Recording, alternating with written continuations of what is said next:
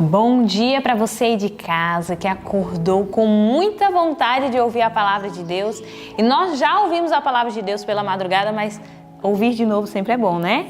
E principalmente quando nós temos que apresentar ela para alguém. E esse alguém seja você, e que você seja cheio do poder da palavra do Senhor. E eu sei que o Senhor tem muitas coisas para oferecer para você nesse dia. E quais são as coisas que o Senhor tem para oferecer para nós nesse dia, Juliana? Pensa em uma coisa muito legal. Bom dia a todos. Sabe o que o Senhor tem para oferecer a você? Ele tem o Espírito Santo para estar do seu lado e os anjos celestiais. Isso mesmo, minha Aninha. O que você acha que o Senhor Jesus Cristo tem a oferecer para nós e para aqueles que têm nos acompanhado? Um bom dia para você que está em casa, que alegria ter você conosco mais esse dia. E o Senhor tem um propósito na sua vida, Ele quer que você ajude o seu próximo, Ele quer que você compartilhe esse vídeo com os seus queridos. Isso mesmo. E espalhe essa alegria tão grande que é a sua palavra. Isso mesmo, e a palavra do Senhor é viva e eficaz, não é verdade? Sim. É transformadora na nossa vida. E para esse dia ser melhor ainda do que já começou, nós vamos fazer o quê? Vamos orar. Vamos orar e nós convidamos você para fazer parte dessa oração. Bondoso Deus e eterno Pai, nós queremos entregar a nossa vida mais uma vez em Tuas mãos, Pai. Esse dia é tão desconhecido para nós, mas o Senhor sabe cada passo que vamos dar, todas as obras a serem realizadas através do Senhor em nossa vida, Pai. Que sejamos fiéis a completar a boa vontade do Senhor na nossa vida nesse dia de hoje, Pai. Como a Aninha falou, Pai, que nós sejamos uma fonte de bênção para a vida do nosso próximo, Pai. Que realmente tenhamos o Espírito Santo do nosso lado, Pai. Lembramos sempre das promessas do Senhor nesse dia de hoje, Pai. E que as pessoas que estão acompanhando esse vídeo, Pai, possam encontrar o Senhor, Pai. E o Senhor possa transformar a vida delas, ó Pai. Te pedimos isso e te agradecemos por toda a bondade. Pedimos perdão dos nossos pecados. Em nome de Jesus. Amém. Amém. E agora nós temos que quê? Louvar ao Senhor, né? Cantar louvores a Deus. E o louvor ele tem um poder muito grande em nossa vida em nos acalmar, em nos colocar em contato com o Senhor, né? É um serviço que os anjos fazem também, né? Louvar a Deus e nós vamos louvar o Senhor, né não? Sim. É sempre bom nós começarmos o nosso dia louvando ao Senhor, né? Agradecendo por seu grande amor, por sua felicidade que Ele nos transmite. E vamos louvar agora o hino 165. Hoje sou feliz. Que todos os temores, todas as atribulações, todas as aflições possam ser expulsas da nossa vida ao louvarmos esse hino neste momento. Amém.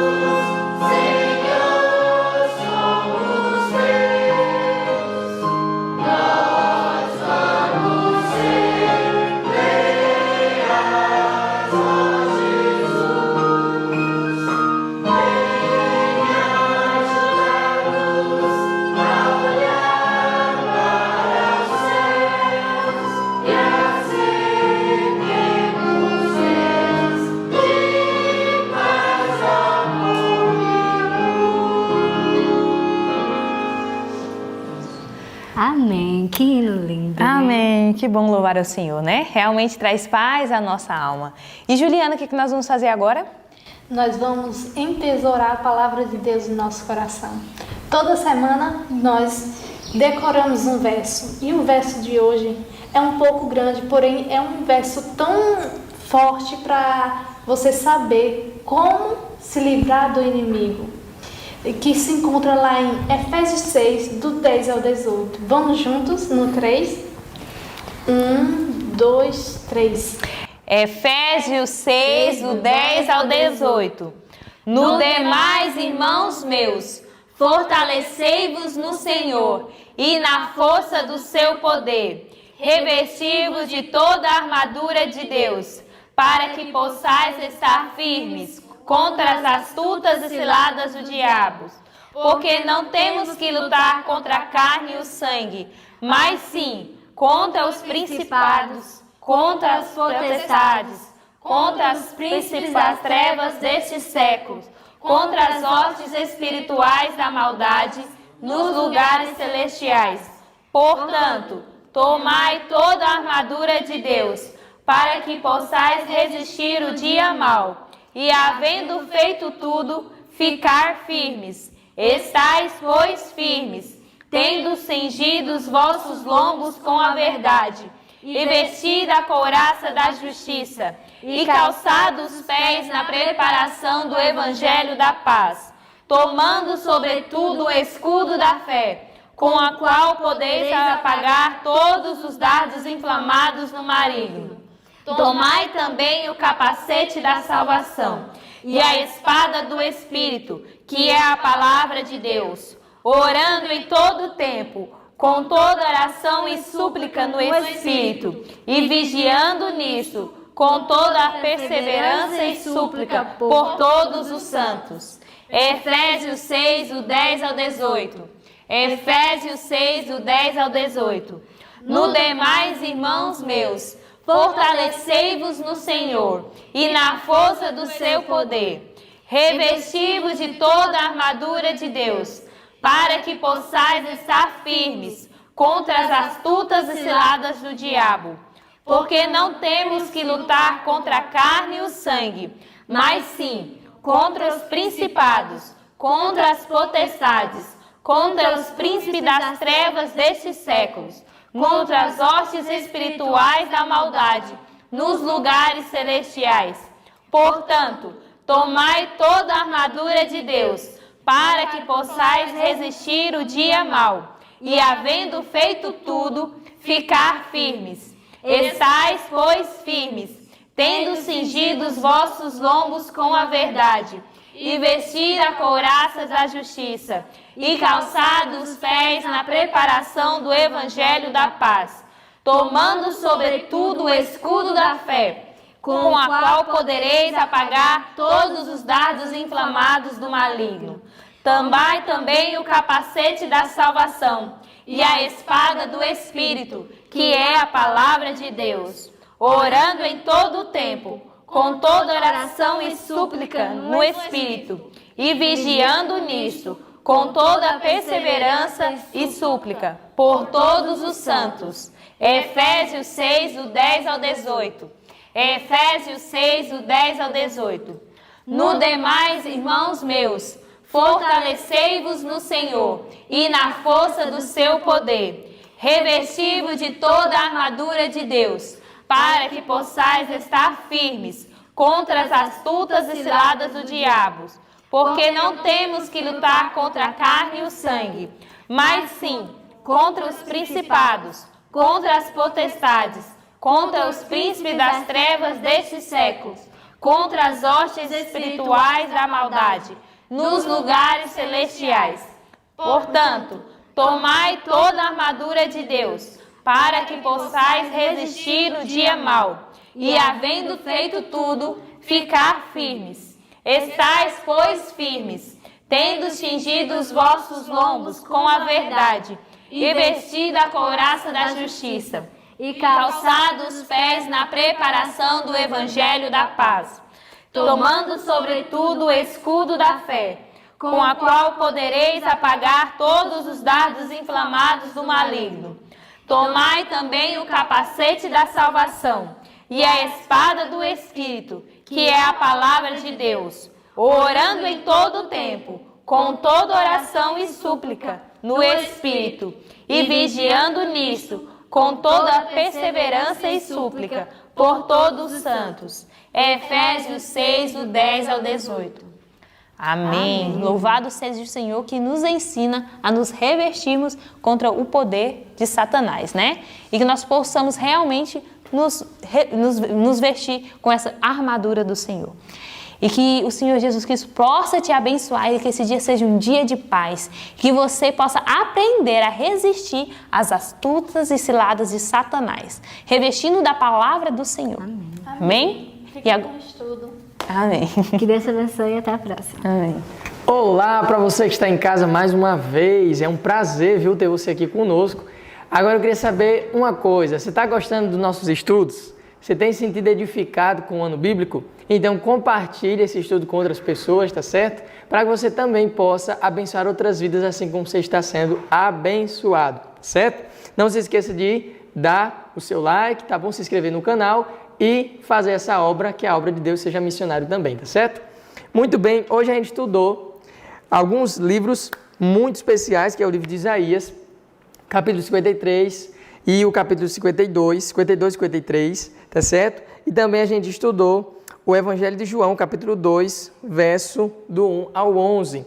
E também o capítulo 15 do livro Desejado de Todas as Nações. E se tem um livro que mais vai fazer com que você conheça detalhadamente sobre a vida de Jesus, é o livro Desejado de Todas as Nações. Você nunca leu, essa é a oportunidade, tá bom? Mas muito bem, vamos partir para o nosso estudo. Está preparado? Está aí com sua Bíblia, está aí com seu livro, caneta e papel na mão? Então vamos lá. Aqui no livro de Isaías, no capítulo 52, o povo de Deus estava sendo oprimido pela Assíria. Estavam sendo ali perseguidos, oprimidos, cativos por um reino gentil, por um reino pagão, a Assíria. Tá certo?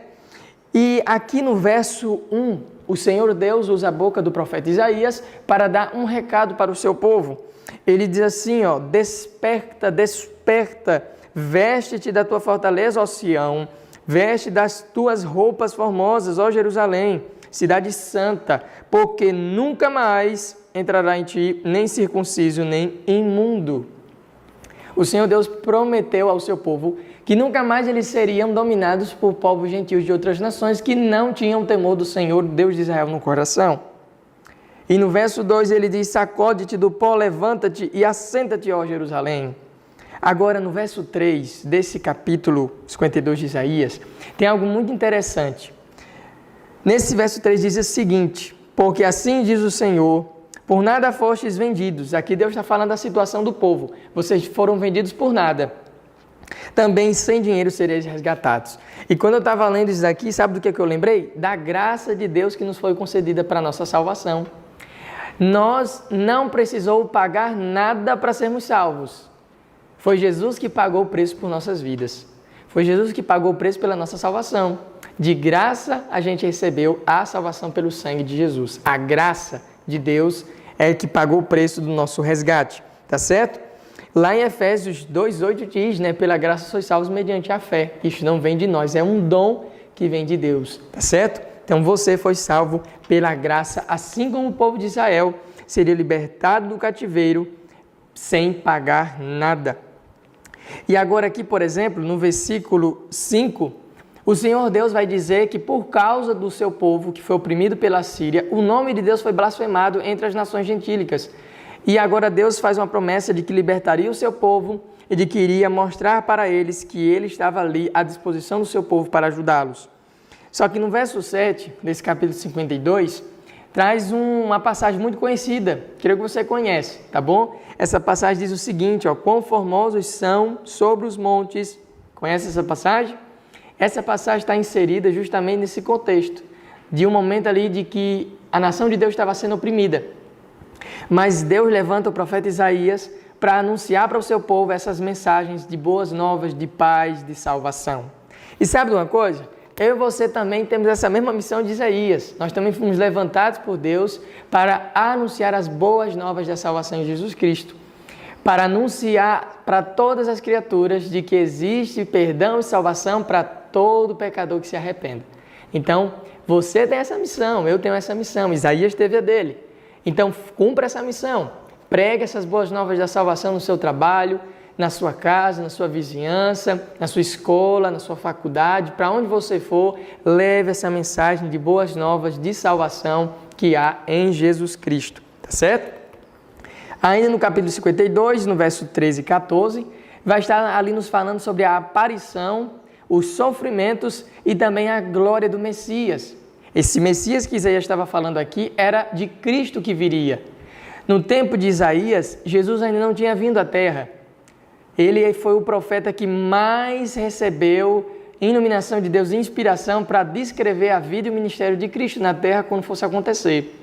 E aqui nos versos 13 e 14, ele vai trazer alguns detalhes de como seria essa aparição de Jesus. E ele vai dizer o seguinte, no verso 13: eis que o meu servo procederá com prudência. Aqui está falando de Jesus. Que quando Jesus ele aparecesse, ele iria proceder com prudência. Seria exaltado e elevado e muito sublime. Olha só a maravilha do caráter de Cristo. Mas no verso 14, há uma mudança ali. Olha só o que é descrito. Como pasmaram muitos à vista dele, à vista de Cristo, pois o seu parecer estava tão desfigurado mais do que o de outro qualquer, e a sua figura mais do que a dos outros filhos dos homens. Olha só que coisa interessante. O povo de Israel sabia e acreditava que o Messias viria. Só que eles imaginavam que o Messias seria um libertador do jugo romano. Mas Jesus não veio para libertar o povo de Israel do jugo romano. Jesus veio para nos libertar do cativeiro do pecado. Então eles criaram essa imagem de um de um Messias que viria com pompa, ali um guerreiro, um soldado, queria lutar pela nação, queria derrotar os romanos e que ia trazer a glória para o povo de Israel de novo. Mas todas as expectativas deles foram desfeitas ao Jesus vir a primeira vez na terra. Jesus ele veio como humilde servo, viveu uma vida de humilde carpinteiro, como um servo de Deus, cheio de sofrimento, de labor, para trazer até nós os princípios do reino de Deus. É por isso que esse verso aqui diz que quando o povo viu Jesus, ficaram pasmados, porque Jesus não satisfazia as expectativas do povo na imaginação que eles tinham. Tá certo? No capítulo 53, agora pulando para outro capítulo, no capítulo 53, o profeta Isaías vai descrever alguns dos sofrimentos de Cristo que ele teria por nós. A Bíblia vai dizer, por exemplo, aqui, no versículo 3, a Bíblia vai dizer que ele era desprezado e o mais rejeitado entre os homens, que era um homem de dor e experimentado nos sofrimentos. Você tem ideia o que significa essa palavra, experimentados nos sofrimentos? Jesus teve que sofrer durante toda a sua vida até a cruz para ser experimentado, para que ele pudesse estar habilitado a ser nosso Salvador. Então, se você está passando por um momento de sofrimento, de angústia, saiba que os seus sofrimentos não se comparam aos sofrimentos que Cristo teve para nos dar a salvação. E ele suportou tudo. Ele suportou todo o sofrimento.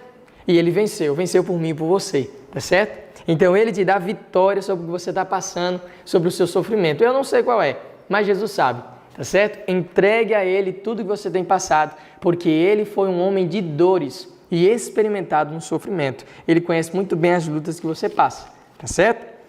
Agora, partindo para o capítulo 2 do Evangelho de João, vai estar ali falando sobre um dos primeiros milagres que Jesus ele fez. Agora, já saindo de Isaías, vamos agora para João, onde Jesus já tinha vindo, tá certo? Jesus agora já tinha vindo, já estava aqui entre nós, que se tornou carne, né? E ele agora estava em uma celebração muito linda, que é um casamento. E ele fez parte dessa festa. E aqui no capítulo 2 do Evangelho de João, verso 1, vai estar descrevendo esse momento tão sublime. E diz que ao terceiro dia fizeram-se umas bodas em Caná da Galileia, e estava ali a mãe de Jesus. E foi também convidado Jesus e seus discípulos para as bodas. Então a gente vê aqui uma festa onde Jesus estava presente, seus discípulos também, a sua mãe também. Era uma festa ali de família. Só que nessa festa aconteceu algo que deixou Maria constrangida, faltou vinho, né? E ali uma festa não poderia ficar sem a bebida, sem o vinho, tá certo? Que era o suco puro da uva, viu? Não se engane que não era vinho com álcool, era o suco puro da uva, tá certo? E aí Maria chega até Jesus e diz assim, Jesus, está faltando vinho. Se você for ler aí na sua Bíblia, vai estar descrito aí, tá certo? Esse momento. Ela chega até Jesus e diz assim, está faltando vinho. E aí Jesus diz assim, mulher, ainda não é chegada a minha hora, mas estava perto de Jesus ali iniciar o seu ministério. Então ela diz para fazerem tudo o que Jesus dissesse. Nós devemos ter essa mesma atitude de Maria, nós devemos estar dispostos a fazer tudo o que Jesus nos disser. Obediência. Era o que Maria também tinha na sua vida, desde o seu chamado até esse momento. E Jesus operou ali um grande milagre. Ele fez com que a água se transformasse no suco puro da uva. E aquela festa, que poderia ter terminado de uma maneira ali constrangedora, terminou-se de uma maneira muito boa. Sabe por quê? Depois que Jesus operou esse milagre e que os servos levaram esse suco da uva até o mestre-sala, sabe o que foi que o mestre-sala falou? Ele disse o seguinte, ó, todo homem põe primeiro o vinho bom, e quando já tem bebido bem, então o inferior, mas tu guardaste até agora o bom vinho. Olha só que coisa. E aí no verso 11 diz que Jesus, com esse milagre lá em Caná, nas bodas, ele iniciou o seu ministério e dali então a sua fama se espalhou por toda ali a região onde ele se encontrava. Jesus, ele se misturava com as pessoas.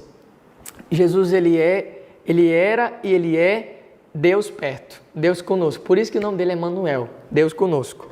E no livro Eu Desejar Todas as Nações, no capítulo 15, vai descrever algo muito interessante. Vai dizer que toda vez que Jesus ele olhava para qualquer pessoa, ele via aquela pessoa como alguém para o reino de Deus. Um súdito para o reino de Deus. Qualquer pessoa que você vê na rua, meu irmão e minha irmã, é um súdito para o reino de Deus.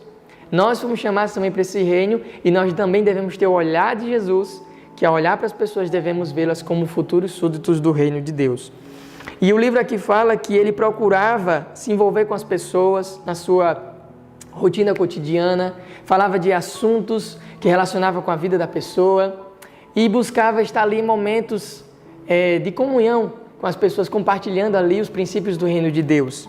Ser cristão é seguir os passos de Cristo. E seguir os passos de Cristo é cumprir justamente a missão como ele fez. Jesus, ele se envolvia com as pessoas. Eu e você, como cristãos, também devemos nos envolver com as pessoas, mas não é para se envolver com elas para aprender o errado, é se envolver com elas para apresentar a elas o certo, o princípio da palavra de Deus. Tá certo? Aqui tem um parágrafo que eu vou ler para você, que diz o seguinte, ó. A poderosa simpatia pessoal que dele emanava conquistava os corações. Jesus, ele era simpático. E nós também devemos ser simpáticos, viu?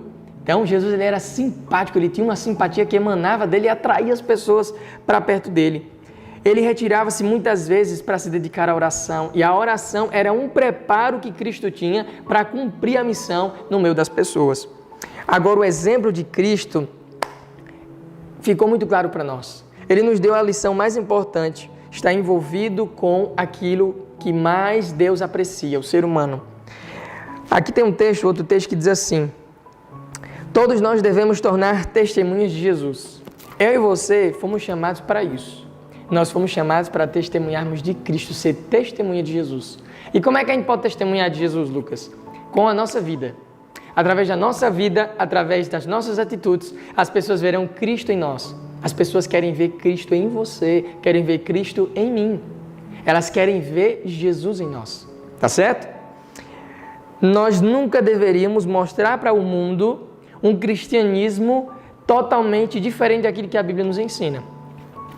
Eu acho que você já passou por essa experiência ou já conheceu alguém que talvez era dessa maneira. Não é porque nós somos cristãos que nós devemos andar tristes, de cara fechada, cabisbaixos, ou não sorrir nem se alegrar.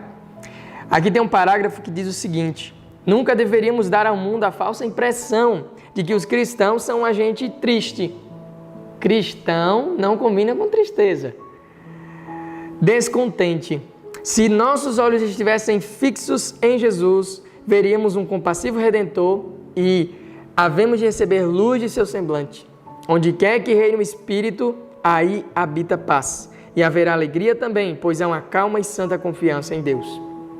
Então Cristo, Ele se compraz em seus seguidores quando a gente mostra que, embora humanos, nós compartilhamos da natureza divina do Senhor habitando em nós, a gente compartilha Ele com outras pessoas também.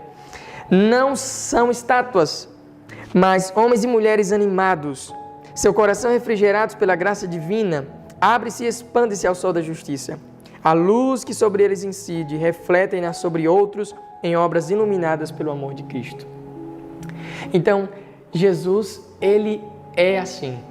Ele se envolve conosco em nossas relações, Ele se envolve conosco em nossos problemas e nossas dificuldades, porque Ele é um Deus que gosta de estar perto de nós. E quando Ele veio à Terra a primeira vez, Ele cumpriu isso e demonstrou isso e ensinou isso para nós. E hoje nós, como pequenos cristos, como cristãos, devemos seguir os passos do nosso Mestre, tá certo? Então, através do sofrimento de Cristo, por causa do sofrimento de Jesus, a gente foi salvo. Pela graça dele, pela misericórdia dele, a gente foi salvo. E hoje nós já estamos salvos. Mas agora nós devemos anunciar esse Cristo Salvador para outros que estão perdidos. Tá certo?